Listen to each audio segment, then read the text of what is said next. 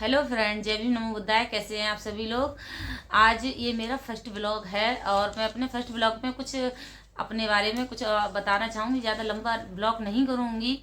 मेरा नाम नीरज गौतम है और मैं पीआरडी विभाग में तैनात हूँ और मेरे 2 बच्चे हैं, एक बेटा है एक बेटी है और मेरे हस्बैंड पॉलिटिशियन है और राजनीति करते हैं। इसके अलावा मैं ड्यूटी जाती हूँ और एजुकेशन की बात करूँ तो मैंने एमए बीएड कर रखा है। मैंने इंग्लिश से एमए कर रखा है, बीएड कर रखा है और मैं ड्यूटी जाती हूँ। काम मेरा क्या रहता है, वर्किंग का काम ये रहता है कि मैं सुबह सुबह जल्दी अर्ली मॉर्निंग उठ के बच्चों खाना बनाती हूँ। सुबह बच्चों का लंच तैयार करती हूँ। लंच तैयार करने के बाद में बच्चों को बच्चे अपने आप से तैयार हो जाते हैं। तैयार हो जाने के बाद बच्चे स्कूल चले जाते हैं। जल्दी से मैं नहाती हूँ, धुलती हूँ। जल्दी से 9 बजे तक मुझे ड्यूटी पहुँचना होता है। फिर 9 बजे मैं ड्यूटी चली जाती हूँ। मुझे 5-6 बज जाते हैं ड्यूटी से आते आते। और जब मैं ड्यूटी से घर आ जाती हूँ, घर आने के बाद घर का काम हो जाता है। फिर बच्चों को देखना, पढ़ाई लिखाई उनकी देखनी और उनका काम देखना। और उसके अलावा मैं आज इस ब्लॉग में ये बताना चाहूँगी कि मैं इस चैनल पे, अपने यूट्यूब चैनल पे और या फेसबुक के पेज पे मैं अपनी जो भीमराव अंबेडकर जी हैं, डॉक्टर भीमराव, दलितों के मसीहा, महिलाओं के उद्धारक, उनके बारे में मैं वीडियो डालूंगी और आप लोग देखिएगा और शेयर करिए। अगर अच्छी लगे तो शेयर करना, लाइक करना और सपोर्ट करना।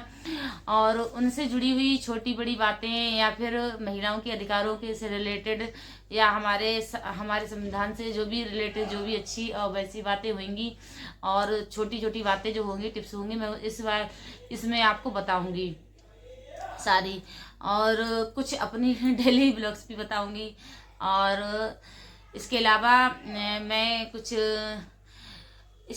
कुछ भीमराव अम्बेडकर जी पे भी प्रकाश डालना चाहूँगी, क्योंकि कहते हैं भारतीय संविधान के निर्माता कहे जाने वाले डॉक्टर भीमराव अम्बेडकर का जो जन्म हुआ था 14 अप्रैल 1891 को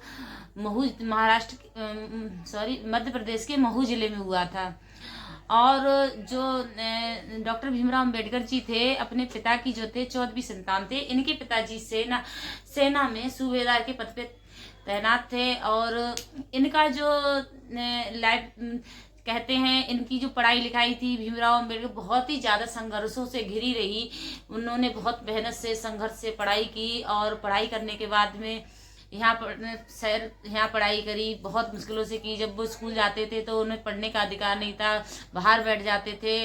डॉक्टर ने पहले तो स्कूल के टीचरों ने उनके लिए, जब उन्होंने भीमराव अम्बेडकर ने अपने पिता से पढ़ने की इच्छा जाहिर की थी तो स्कूलों के हेड मास्टरों ने उन्हें पढ़ने के लिए एडमिशन या दाखिला नहीं दिया था। कई स्कूलों में गए।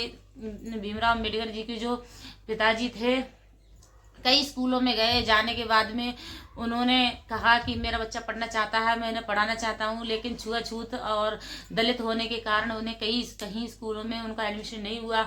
जब एडमिशन नहीं हुआ था तो फिर भीमराव अम्बेडकर जी को एक राष्ट्रीय स्कूल बचा था, उसमें गए थे। तो उन्होंने, हेडमास्टर जी थे, उन्होंने एडमिशन तो दे दिया था, लेकिन उनके लिए ये कह दिया था कि आप दरवाजे के बाहर बैठेंगे तो हम पढ़ा पाएंगे, वैसे नहीं पढ़ा पाएंगे। तो इस बात को, शर्त को उन्होंने एग्री कर लिया था और फिर इसी तरह से वो पढ़े। उन्होंने प्राथमिक शिक्षा अपनी पढ़ाई जाहिर की, बाहर बैठ के कैसे की। पानी नहीं पीने देते थे, कि ब्लैक बोर्ड अंदर नहीं जाने देते थे। कुछ भी बहुत सारी उनके साथ दिक्कतें और परेशानी का सामना करना पड़ा उनके लिए। और एक बार की तो बात ऐसी है कि भीमराव जी ने भी सोचा कि हम ऑटो से जाएंगे।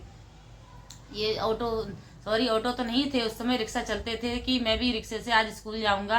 वो स्कूल से मैं घर जाऊंगा। स्कूल की यूनिफॉर्म में पहने हुए थे तो उन्होंने रिक्शे वाले से कहा कि मुझे घर तक छोड़ दीजिए।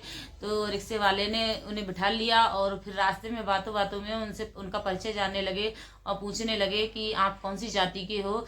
तो उन्होंने बताया कि हम मतलब अछूत हैं, दलित से हैं, दलित जाति के हैं। तो फिर जो रिक्शा वाला था उन्होंने बच्चे को, जो भीमराव अम्बेडकर जी के बाद में डॉक्टर भीमराव जो अम्बेडकर के लिए उतार दिया। उतारने के बाद बोले अब इस रिक्शे को अपने घर तक खींच के ले जाओगे तुम और मैं इसमें बैठूंगा। तो उस समय बाल अवस्था में उनके लिए जो बच्चे बच्चे ही थे। बच्चे कहते भगवान, वो जो और रिक्शे वाला था वो बैठ गया रिक्शे के ऊपर, अंदर उस पर बैठ गया और उनसे कहा तुम खींच के घर तक ले चलो। नन्हे नन्हे हाथों से भीमराव जी ने वहां तक मतलब घर तक ले गए और ले जाने के बाद खींचा उन्हें रिक्शा। इस तरह से यातनाएं झेलनी पड़ी। जब वो पढ़ लिख भी गए तब भी उनके लिए कोई पानी छूने नहीं देता था, पानी कुछ भी नहीं करने देता, उन्हें छुआछूत।